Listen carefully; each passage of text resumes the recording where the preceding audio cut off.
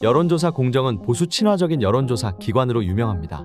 그런데 이번 여론조사 결과에서 이 측들이 경악해 할 만한 여론조사 결과가 나타났는데요. 해당 내용 알아보기 전 구독과 좋아요 부탁드립니다.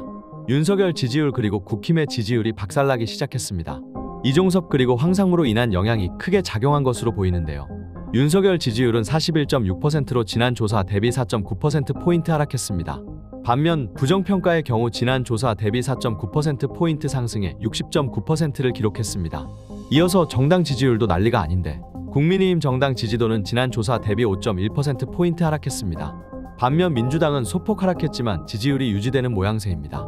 지역구 조사로 볼 수 있는 총선 지지정당 후보 조사 결과에서는 민주당이 38.5% 그리고 국민의힘 36.7%로 나타났습니다. 지역구 후보가 아예 없는 조국혁신당의 경우 9.3%로 나타났죠. 왜 조사 목록에 들어갔는지는 모르겠으나 민주당과 조국혁신당의 지지율을 더하면 국힘을 크게 앞서는 것을 확인할 수 있었습니다. 이어서 비례정당의 경우 조국혁신당이 심상치 않은 파급력을 보여주는 것을 확인할 수 있었습니다. 그러면서 차기 대통령 적합도 조사에서 매우 놀라운 결과를 확인할 수 있었습니다.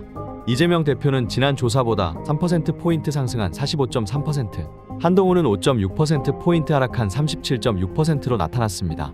오차범위 밖에서 이재명 대표가 크게 앞서는 모습인데요. 보수 친화적인 여론조사 공정에서마저도 이러한 결과가 나타났다는 것은 정말 대박인데요. 실제의 격차는 더욱 클 것이라 판단됩니다. 현재 전반적인 여론조사 결과를 보면 민주당에게 매우 유리하게 흘러가고 있습니다. 특히 어제 MBC에서 공개한 부산 9개 지역 후보 지지율을 보면 민주당과 국힘이 접전이라는 사실을 확인할 수 있었습니다.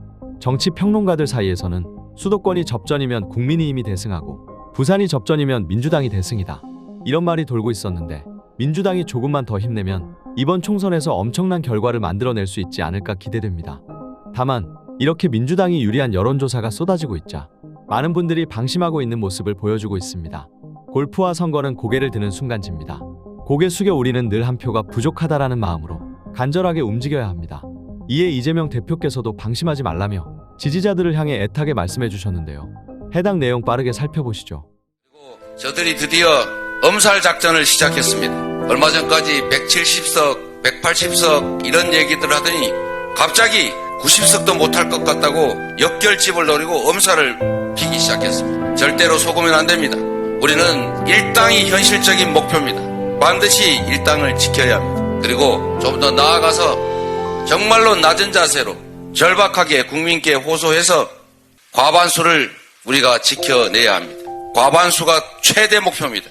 절박한 심정으로 위기의식을 가지고 우리 국민들께 호소해서 일당으로 과반수를 반드시 지켜내면 좋겠습니다.